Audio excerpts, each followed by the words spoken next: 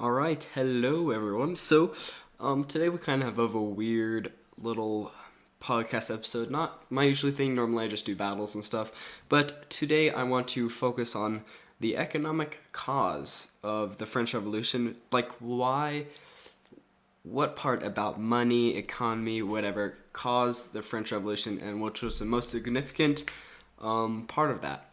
And I think that okay, first, if you don't know, the French Revolution was a bloody series of events unlike anything seen in Europe up to this point. It involved lots of beheadings, the disposition of the French monarchy, and several wars. But what was the most significant economic cause? The most significant economic cause of the outbreak of the French Revolution is the French and Indian War that put France in massive amount of debt. The French and Indian War was a war fought in North America between Britain and its colonies versus France and some of the tribes of Native Americans. It was mainly over land, and eventually Britain won out. As wars are apt to do, especially when you lose one that's overseas, it drained France of its much needed money, which hurt its economy. A question that is appearing is, why wasn't Britain hit as hard? Why didn't they also incur a revolution? Well, to put it simply, Britain had the luxury of being able to print more money. They also won the war, they had far more profitable colonies, and they had less people to maintain and contain overall. On the other hand, France could not print money as they used coins, they lost the war, only had one colony in the Americas, and had far more dissatisfied people. So, why is this economic cause the most important?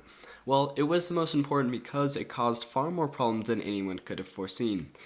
The people were dissatisfied at the loss of land in the Americans, shaken that they lost the war, and still didn't have any rights in their own government. So there's nothing they could legally do to prevent another catastrophe such as this one. Now, pile on top of that crippling debt, and you have the right formula for a revolution.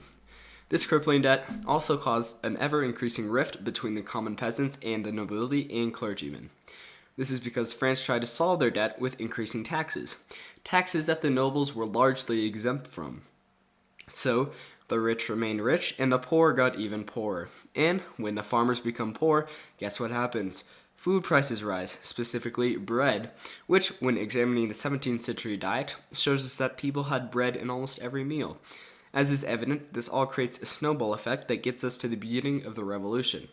So, when we compare post-debt France versus pre-debt France, we can see differences. Pre-debt France's peasants have stable bread prices and the taxes are comparably low.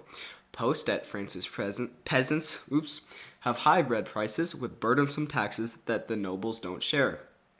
Pre-debt France's peasants don't care that they aren't represented since nothing is majorly wrong with the system. Post-debt France's peasants care they aren't represented because of unfair prices and taxes and are willing to lop off some heads for things to change. Basically, the French and the Indian War was the most significant economic cause of the French Revolution.